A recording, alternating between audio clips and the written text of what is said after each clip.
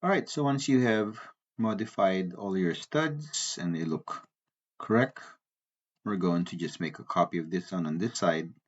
Um, so to do that, let's just make this whole wall a group. So we're going to select this whole wall, press shift so I can select them individually. I don't want to select any dimension, and I'm going to right click and make another group out of all these groups. So when I select one, it'll select everything.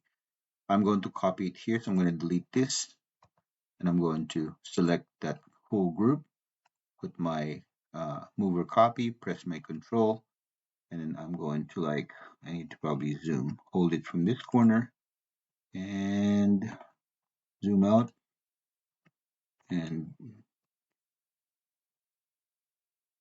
touch the other corner. And now we have um, wall framing on each side.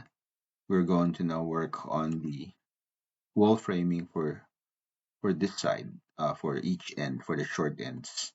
Um, Now, for the short ends, we are going to do it differently.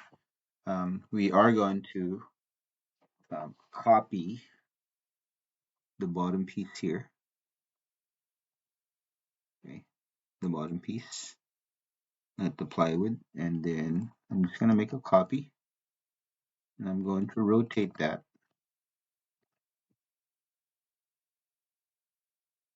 and make sure it's on the red. So I'm gonna zoom, make sure it's on the red, hold my shift key so it locks it, and then click the center, click an upper corner, and then rotate it flat.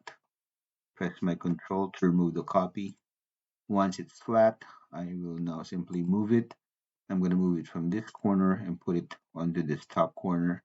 It will be longer, so I will have to modify that one. So I'm going to select, double click, and then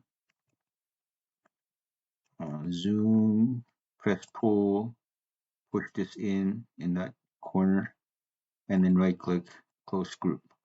Um, so that will be the bottom plate of the short end. And we're just going to copy it on the top end. So we're just going to, again, select this, pre-select it, move our copy, press control, and then we're going to zoom closer, select here, um, then zoom out, okay, and then zoom again, and make a copy there, and another copy, and put a copy there. So make sure that we did not erase the bottom one. So there, we still have the bottom piece. Now, for the corner of the top plates, the top part should overlap the other corner. So when you are framing, okay, we need to pull back this piece of double plate on this wall. So we're going to um, double click, and then double click again to edit this top piece, and then push this in to that corner, and then close the group, close component. Okay. Oop, looks like I made a component out of that one. So this one needs to be pushed out, but it's going in. So we need to modify that later on.